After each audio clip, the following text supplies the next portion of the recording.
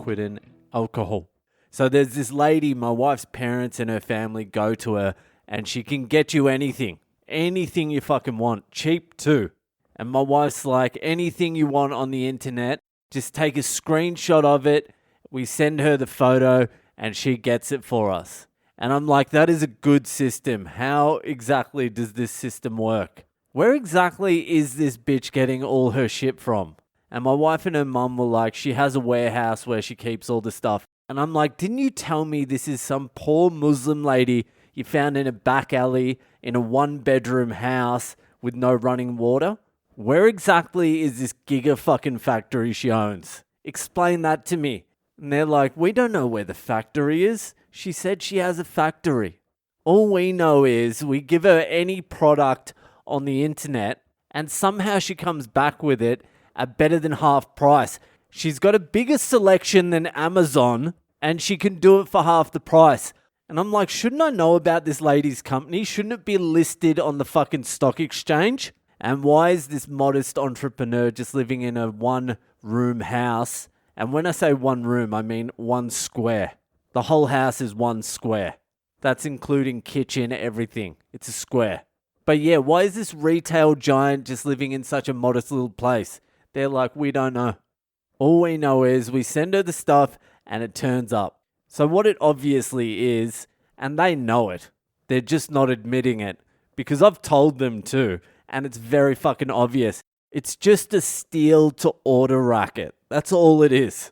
Which I have absolutely no problem whatsoever with. And we ordered some shit. There was a fucking variety of shit she came back with today. I got some olive oil because it's so fucking expensive here. Some Spanish olive oil. Imported Spanish olive oil. I don't know where the fuck they found that. I got some imported Californian cashews and almonds. My wife got some baby clothes. They also got some clothes from Zara. We got some organic honey. We got some knives to cut shit with because every knife in this fucking house is blunt. Just an array of random items that would never be fucking bought together at the same time. But apparently this lady has a warehouse and is keeping all this stuff, which is fucking horseshit. And here's the other thing. This is what I was about to say before. It's not even half price. It's less than half price. She gives you the stuff. She sends a bill. And then my wife's mum just pays her whatever she feels like. She just comes up with a figure herself and gives her the money. Usually it's about half the bill. There's a bit of back and forward bartering, but usually it's about half of the half price.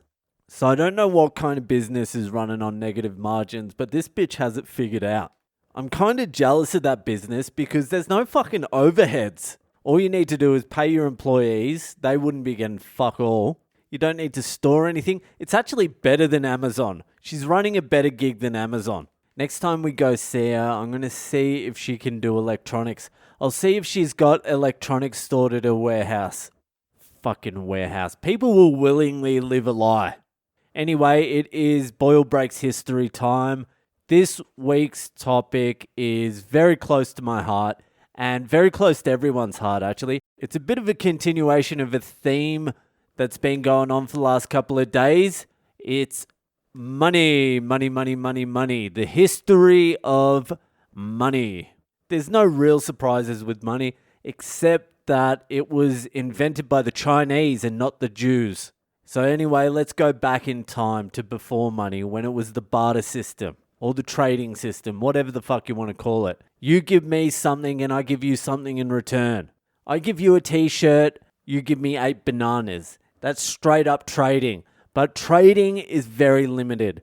Because I come back to you the next week, I'm like, oi cunt, I've eaten my 8 bananas. Here's another t-shirt, give me some more bananas, I'm fucking starving.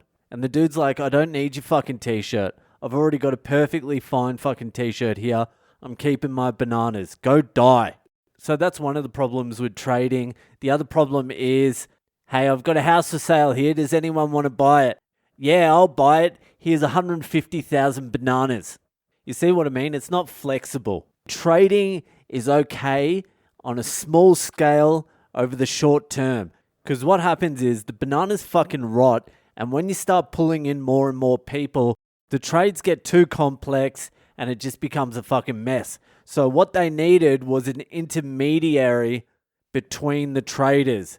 Something that had intrinsic value, something that everyone agreed was valuable and would last a long time. So yeah, gold pretty much took over. There was some other bullshit before that, like seashells and fucking tools and shit, but gold and silver and that sort of won out over the years. So yeah, they started using all that shit. And then we go to ancient China, who developed some fucking coinage system where they punched a hole in the middle of the coin and then they would put it on a string, and a certain length of string would say there's 100 coins there, there's 1,000 coins there, and people would know what they're dealing with. The only problem with that was the fucking economy started booming and then people needed a shitload of coins. So what was it? Judas got like 7 gold coins to fuck over Jesus. Well, fast forward like I don't know how many years, make a number up like I'm about to do. 1,000? No, that's not a good guess. Maybe less. Maybe it was before Jesus. Anyway, that wouldn't make sense to my story. Fast forward, the Chinese needed to buy fucking rice farms for like 10,000 coins. And the coins were fucking heavy, so they needed to figure something out. So what the Chinese government did was they said to everyone, hey, you can keep all your gold coins in the back of this Chinese restaurant, and we're going to surround it with people who know karate, so it's going to be safe. And what we'll do is we'll give you a receipt, and whenever you need your fucking coins, hand over your receipt and we'll give you the fucking coins. And then not long after that, people realized that they didn't have to go and get their coins. They could just give other people the fucking receipt. I'm too lazy to go to the fucking bank. Here's my receipt. So they began trading the receipts, the IOUs from the Chinese government. And then not long after that, they realized now that everyone's just trading the receipts, they can just fucking make fake receipts. And I think that is all you need to know about money.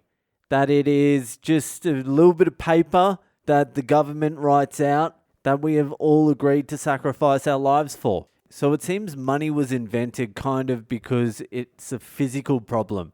You can't lug around gold. And going by that, it seems like physical money is definitely going to disappear, because the amount that's getting fucking printed out now, and they just say printing, all they do is fucking change a couple of digits on a computer. They're not printing out shit. But if you were to try and print out $2 trillion, that is a physical fucking problem. I would like to know how heavy $2 trillion is and how many fucking armored vehicles it would take to transport that much money. And that's just what they've printed off in the US this year. So physical money is fucking over unless they start making $1,000 and $10,000 notes. But then if they do that, it's going to be very fucking obvious that inflation and hyperinflation is going through the fucking roof.